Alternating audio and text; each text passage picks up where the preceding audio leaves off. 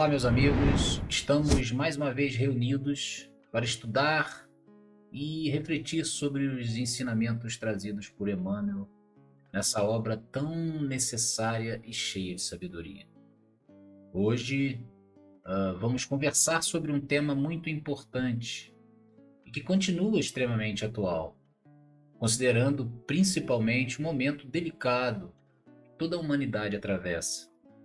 Hoje temos guerras, polarização política, avanço tecnológico descontrolado que, embora aproxime fisicamente as pessoas, muitas vezes as distanciam emocionalmente. Nosso tema de hoje é sociedade. Sociedade na visão espírita e, mais especificamente, na visão educadora de Emmanuel, grande mentor espiritual de Chico Xavier. Esse texto nos convida a pensar profundamente sobre o papel da sociedade humana no processo de evolução do espírito.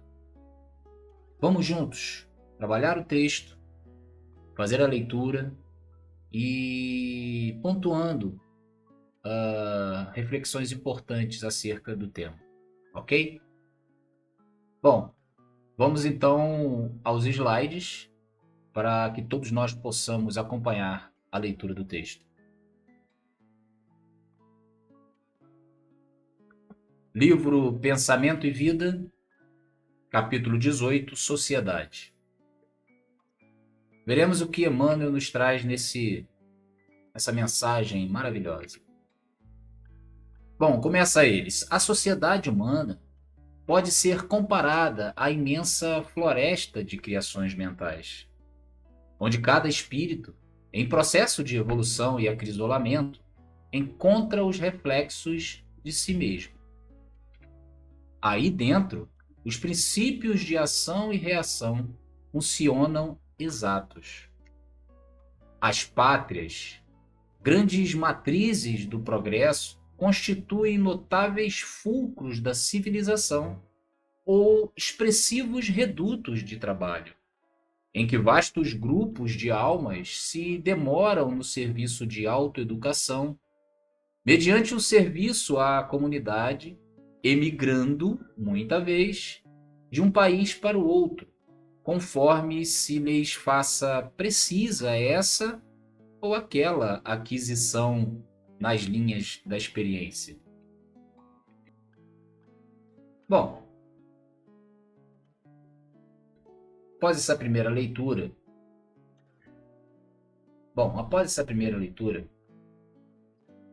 podemos já começar a entender que Emmanuel compara a sociedade humana a uma floresta de criações mentais. O que seria isso? E o que seria essa rede de conexões mentais? É um ambiente formado por pensamentos, por emoções, por ações dos próprios espíritos que compõem, que interagem nesse meio coletivo. Cada ser humano, como parte integrante desse espaço coletivo, acaba recebendo, assimilando, assim como emanando, reflexos de si mesmo. Isso quer dizer, de uma certa forma, que o mundo externo, a realidade externa, o coletivo, aquilo que acontece fora da nossa mente, que não está dentro do nosso psiquismo, é também um espelho daquilo que carregamos por dentro. Agora vamos pensar juntos. Se Emmanuel nos diz que estamos conectados como se fôssemos uma grande rede de criações mentais, e nós espelhamos uns aos outros, também espelhamos o mundo ao nosso redor, correto? Bom, então naturalmente sofremos as consequências desses atos, daquilo que emanamos e daquilo que assimilamos, essa rede de conexões. Então vejam bem, as consequências serão boas ou ruins, de acordo com o que emanamos e com o que assimilamos. Então podemos entender aqui que o coletivo depende diretamente de cada indivíduo integrante desse coletivo. Essas relações são determinadas por aquilo que são reflexos de nós mesmos. Aqui estamos falando de uma lei natural, de uma lei divina, a lei de ação e reação. E é uma lei que rege essa floresta de pensamentos e emoções. Porque tudo que plantamos, seja bom ou não, vai gerar uma colheita. Essa colheita pode ser um aprendizado, pode ser um desafio muito importante na nossa vida, né? Expiações, reparações futuras que teremos. Reforçando, então, essa ideia de cooperação mútua entre todos os integrantes dessa coletividade, percebemos as oportunidades de crescimento que aparecem nas diferentes nações e comunidades, por assim dizer, servem de escola para o espírito. Reencarnamos em diversos lugares, isso é fato. Quando retornamos ao plano físico, temos oportunidade de voltar em outras culturas, em outros países, com tradições de comunidades completamente diversas daquilo que nós já em algum momento presenciamos e experienciamos. Isso sempre de acordo com as necessidades evolutivas de cada indivíduo, de cada um de nós.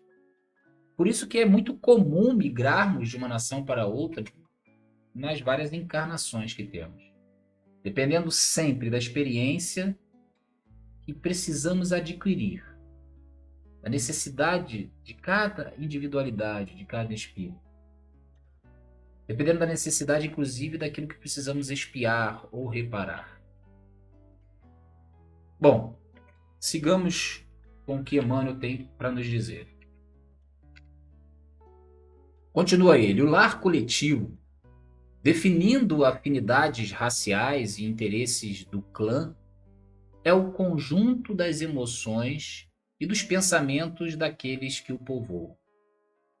Entre as várias fronteiras vibratórias que o definem, por intermédio dos breves aprendizados berço-túmulo, que denominamos existências terrestres, transfere-se a alma de posição a posição, conforme os reflexos que haja lançado de si mesma e conforme aqueles que haja assimilado do ambiente em que estagiou.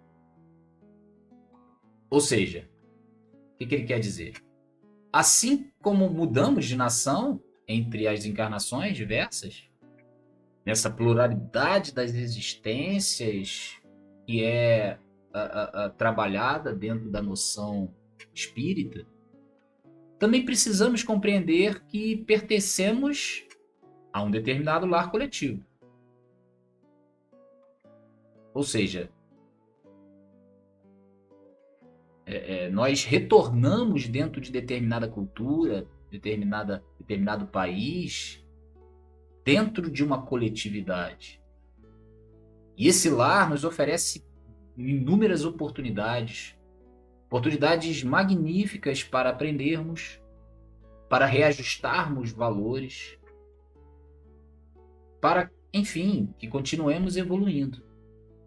Mas é muito importante lembrar que esse progresso também envolve as vibrações que emitimos, ou seja, os nossos pensamentos, as nossas emoções, as nossas atitudes, que se misturam nesse ambiente, com esse ambiente espiritual, com esse ambiente cultural, coletivo em que vivemos todos nós. Dessa forma, não tem como pensarmos em evolução espiritual, oportunidades de reparação dentro desse laboratório que é a vida física, se estivermos sozinhos, se nos isolarmos da sociedade. Então, daí, nesse segundo slide aqui, a gente já percebe a importância que Emmanuel dá para esse lar coletivo. Ok? Prossigamos.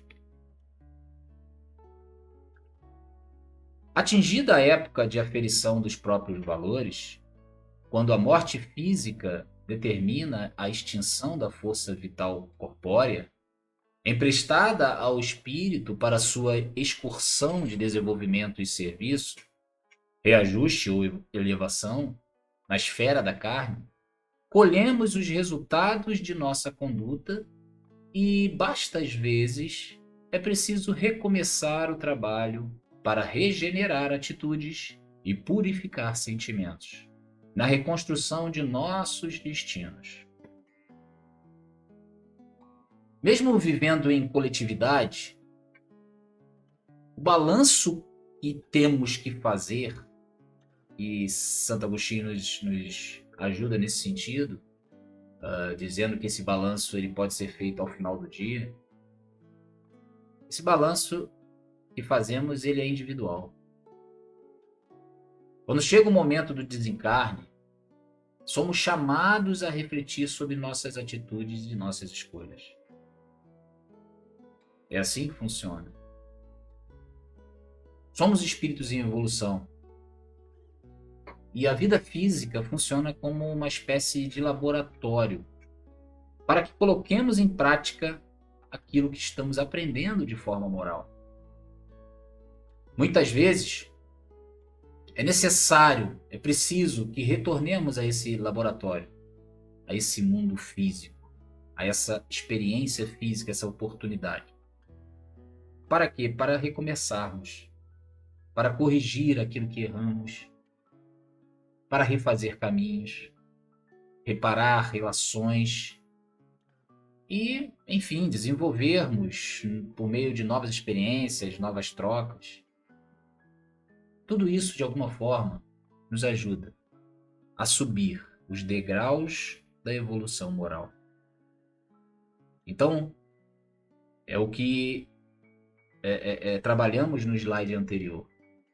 O balanço ele é individual.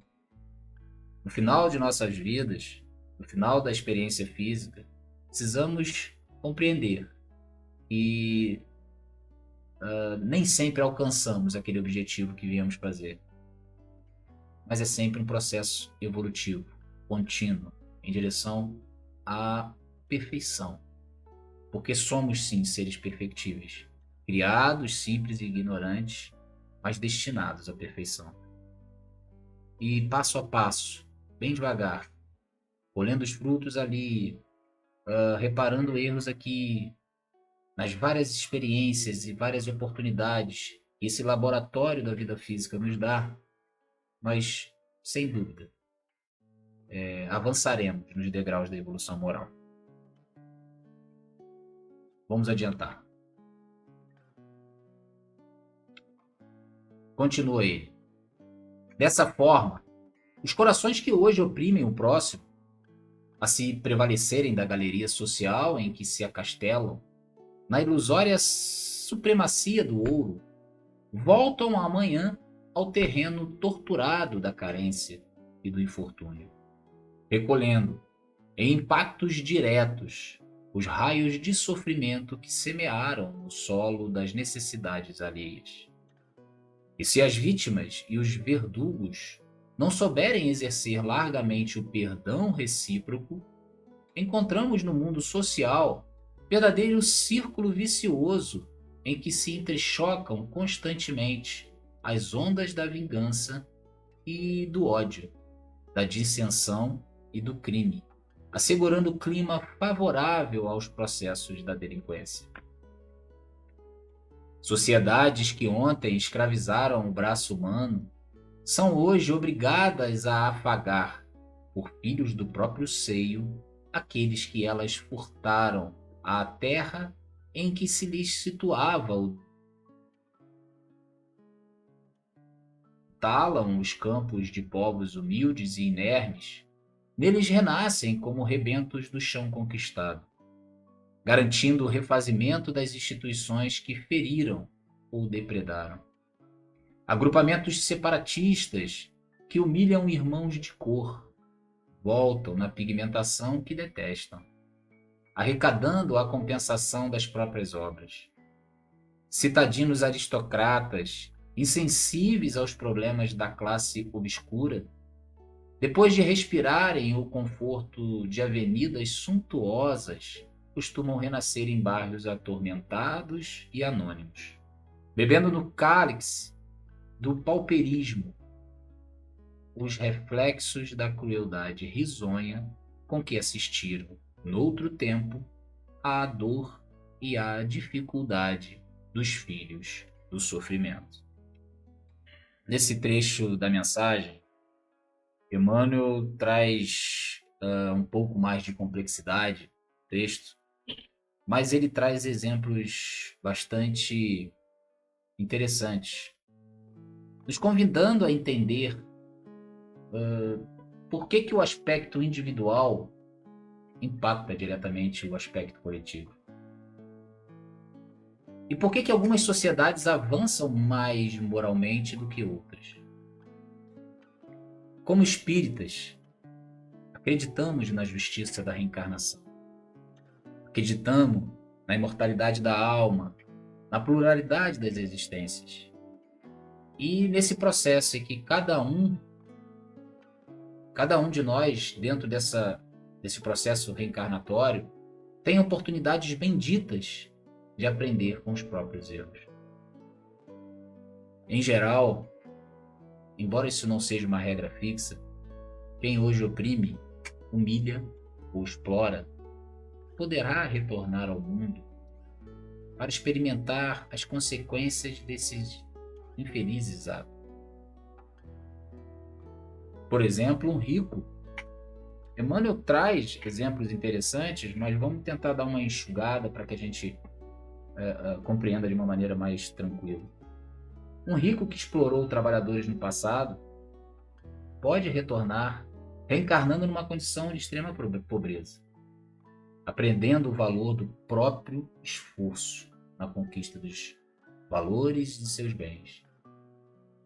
Aquele que foi opressor pode voltar como oprimido. Quem discriminou, e isso é algo que a gente vê inclusive entre nações, né? Atitudes coletivas de um povo, pode vir numa condição discriminada. E assim por diante. Então, só para a gente pensar alguns exemplos bem interessantes que o nosso autor espiritual, com muita maestria, colocou nesse texto. Mas é sempre muito bom lembrar: a justiça divina não é punitiva, mas sim educativa e restauradora. Tudo acontece sob a orientação da misericórdia divina, com o objetivo final, o objetivo de ensinar e nos fazer com que possamos despertar o amor e o perdão na individualidade. Dessa maneira, nesse reflexo e nessa rede de conexões, como no início do texto ele nos explica, nós vamos ser multiplicadores desse amor e desse perdão, formando sociedades cada vez melhores. E sob essa perspectiva reencarnatória, vítimas e algozes que se reencontram nas experiências da vida material vão ter que se ver com aquilo que foram no passado problemas para eles. E se eles não se perdoam, acabam mantendo a sociedade nesse ciclo vicioso de vingança, de desequilíbrio, favorecendo sempre, né? Fomentando sempre o surgimento da violência.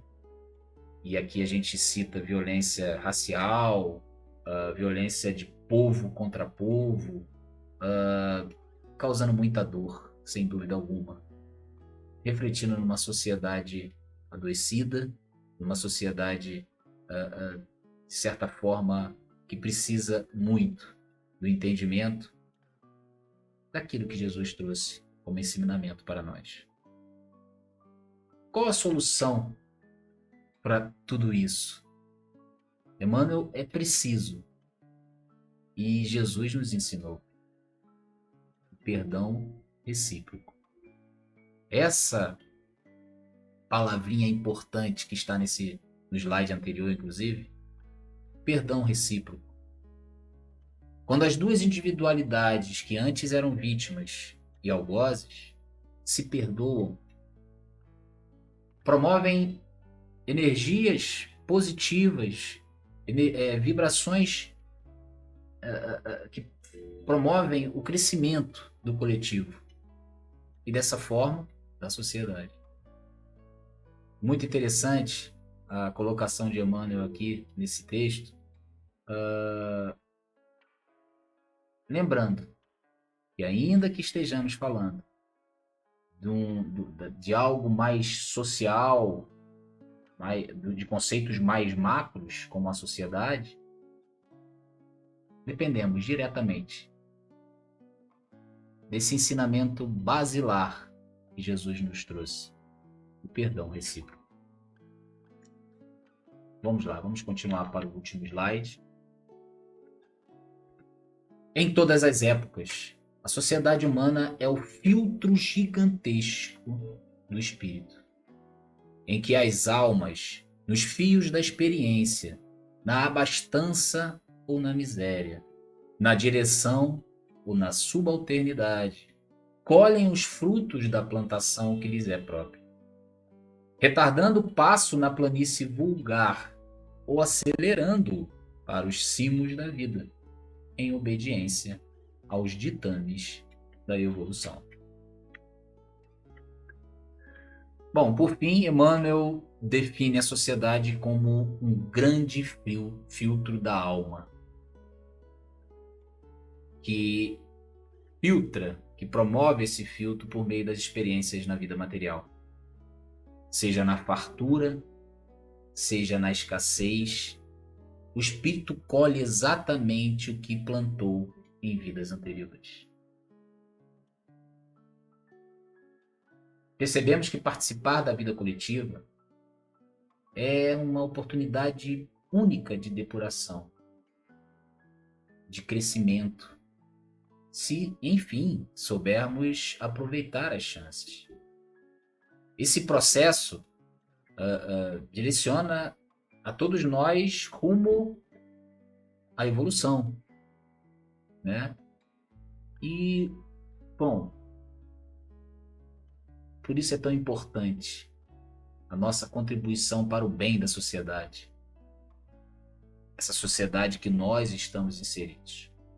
É sempre importante e é uma marca indelével das nossas escolhas, porque, sem dúvida, como vimos no texto, a capacidade de avançarmos enquanto sociedade diz muito, atravessa muito as nossas escolhas. E, nesse sentido, buscar o bem, buscar, como vimos no slide anterior, perdão recíproco, a oportunidade única de perdoar sinceramente quem um dia foi nosso algoz, vai gerar um coletivo cada vez melhor, cada vez mais evoluído, e, nesse sentido, nosso planeta Terra irá avançar.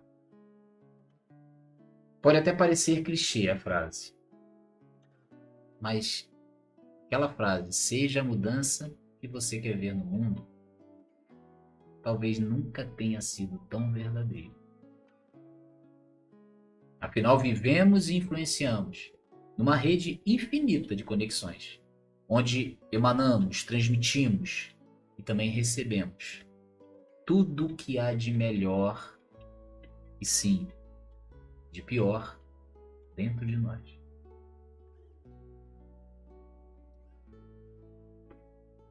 Bom, concluindo, precisamos entender E é importante que não saiamos daqui desse estudo, dessa reflexão, sem entender que a sociedade não é uma imposição, mas é um resultado coletivo de nossos próprios atos. Enquanto espíritos imortais, vivendo experiências físicas, todos nós, sem exceção, fazemos parte de uma engrenagem conectada e vivemos o que precisamos de fato viver, colhendo os frutos do que plantamos no passado. E é dessa maneira, é assim que aprendemos, evoluímos e crescemos espiritualmente. O que hoje plantamos será colhido amanhã, talvez numa nova encarnação. Ajudará a construir a sociedade do futuro. E talvez sejamos nós lá que colheremos o fruto do que plantamos hoje. A vida em sociedade é um instrumento da justiça divina e da evolução moral de cada um de nós.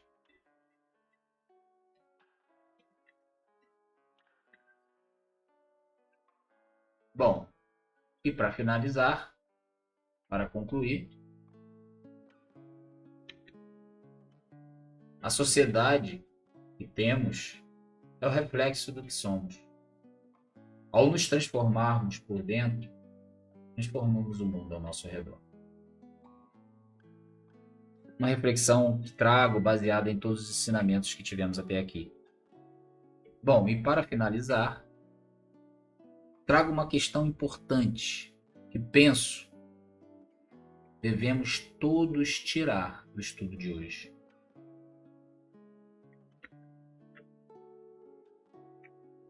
Que tipo de sociedade estamos ajudando a construir com as nossas escolhas diárias, pensamentos e atitudes?